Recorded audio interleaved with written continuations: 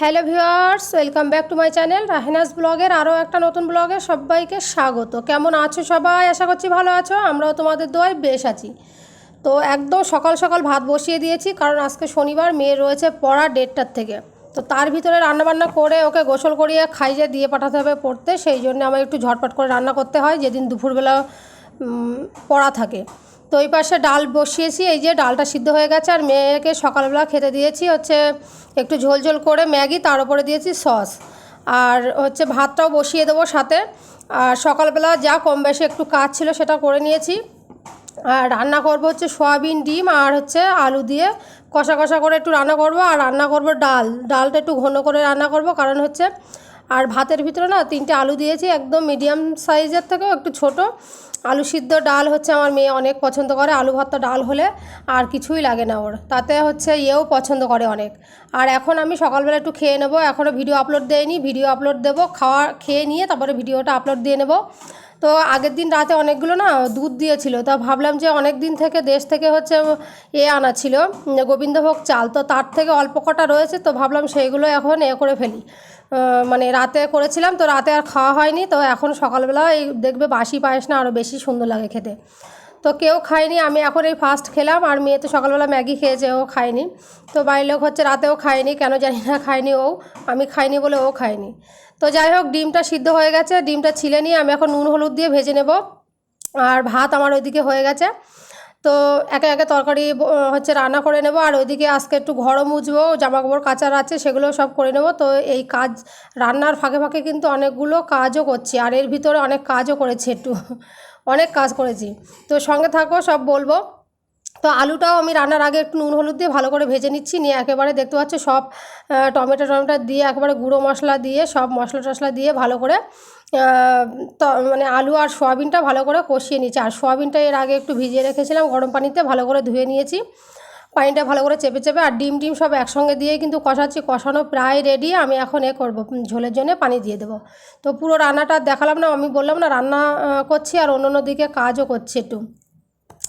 তো হচ্ছে সামনে কি বলো তো, মেয়ের পরীক্ষা চলছে যেহেতু, সেই কারণে আরও পড়ার টাইমটা এমনি দুপুরবেলার দিকে দিলে আমারও খুব একটা ভালো লাগে না। তারপরেও কিছু করার নেই, এই পরীক্ষা হয়ে যাওয়ার পরে কটা দিন পরে আবার স্কুল হচ্ছে ছুটি পড়বে 10 দিন মতো।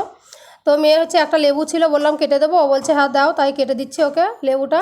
তো অনেক দিন ধরে আনা রয়েছে লেবু, প্রায় 1-1.5 সপ্তাহ ধরে আনা ছিল। ওই লেবুটা একটু টক ছিল বলে খাওয়া হচ্ছিল না। তো এখন দেখছি ও খেয়ে বলছে যে এখনও টক রয়েছে। তো দুটো ঝাঁটা হচ্ছে একটু ধুয়ে দিলাম, ঝাঁটাটা মাঝে মধ্যে একটু ধুয়ে দিই। আর এখানে হালকা হালকা রোদ আসে, খুব একটা রোদ আসে না এই জায়গাটায়, তারপরে একটু ধুয়ে দিলাম যাতে মাঝে মধ্যে কী বলো তো, ঝাঁটা না ধুলেও এই নোংরা জড়িয়ে থাকে, এগুলো যেহেতু ফুল তো।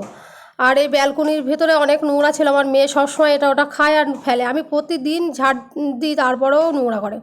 তো জামা কাপড়গুলো কেচে সব মেলে দিয়েছি, দেখতে পাচ্ছ অনেকগুলো জামা কাপড়, জানো তো, স্কুল ড্রেস থেকে শুরু করে। আর ওই যে জুতোগুলো দেখতে পাচ্ছ, বা হচ্ছে তোমাদের ভাইয়ার আর হচ্ছে মেয়ের জুতোগুলো, এই যে বর্ষা হচ্ছে না, ওই এখানকার মাটি, কেরালার মাটি না লাল, তো ওই যখনই হচ্ছে বর্ষার ওপরে এই কাদার ওপরে পা পড়ে ওই লাল কেমন একটা হয়ে থাকে, লাল মাটি মাটি, তো সেইগুলো পরিষ্কার করে দিয়েছি। আর এদিকে বেসিনে অনেকগুলো থালা বাসন জমে গেছে রান্নার পরে, তো ডালটাও সাঁতলে নিয়েছি, অল্প একটু দিয়েছিলাম পেঁয়াজ আর টমেটো যেহেতু দিয়ে সিদ্ধ টিদ্ধ করেছি, আর একটু দিয়েছিলাম ধনিয়া পাতা।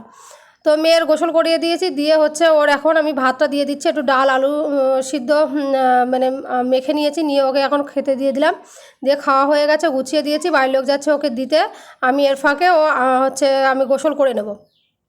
তো ওর বলছিলাম একটু ক্যামেরার দিকে তাকাতে, ও একদম তাকাচ্ছে না, বলছে তাকাবো না, কারণ এই দুপুরবেলা পড়তে যাওয়ার সময় না ও মন খারাপ করে। এই সময়টা এখন একটু রেস্ট নেওয়া টাইম, খাওয়া দাওয়া করে একটু শোবে টোবে এসব, তো ওই সেই ওর মন খারাপ করে যায় পড়তে। তো দেখো অনেকগুলো ঢাকনা দেওয়া সব জিনিসপত্র রয়েছে, ভাবছি এত কিছু রান্না করেছি না, তো চলো আর একবার দেখিয়ে দিই কী কী রান্না করেছি। তো এখানে রয়েছে ওই যে আলু সিদ্ধ হচ্ছে মেখেছিলাম, এটা শুকনো ঝাল ভেজে আর পেঁয়াজ ভেজে একসঙ্গে, এটা এরকম করে ভাজলে কিন্তু আর ভেজে মানে ভর্তাটা করলে অনেক সুন্দর মজা হয়। তো আমার মেয়ে তো আলু ভর্তা ডাল অনেক পছন্দ করে খেতে। আর এখানে রয়েছে ওই যে আমি একটু সকালবেলা খেয়েছিলাম, কি বলে, গোবিন্দভোগ চালের পায়েস, তো অল্প একটু ছিল, সেটা আলাদা একটা বাটিতে রেখেছি। আর ডিম হচ্ছে এই যে মেয়ে হাফ খেয়ে গেছে আর হাফ রেখে দিয়েছে। তো সয়াবিন আলু ডিম দিয়ে একসঙ্গে কষা।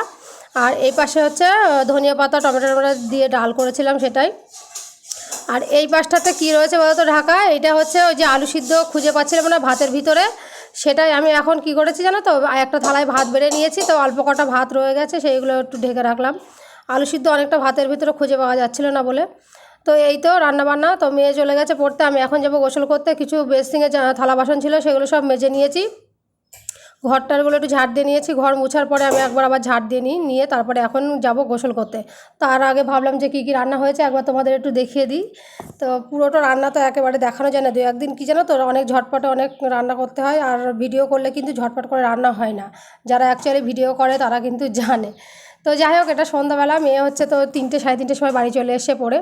তো এখন সবার জন্য চা করে নিয়েছি, আর বাইরের লোক গিয়েছিলো চা খেতে, ও বাইরে গিয়েও চা খায়, বাড়ি এসেও চা খায় আমাদের সাথে। তো আসার সময় এ নিয়ে এসেছিলো কি বলে ঝালের চপ। তো আজকের হচ্ছে নাস্তা করে নিই, চলো। ভালো লাগলে আমার চ্যানেলকে সাবস্ক্রাইব করবে, আর ফেসবুক পেজ থেকে যদি দেখে থাকো পেজটাকে সবাই ফলো করে পাশে থাকবে।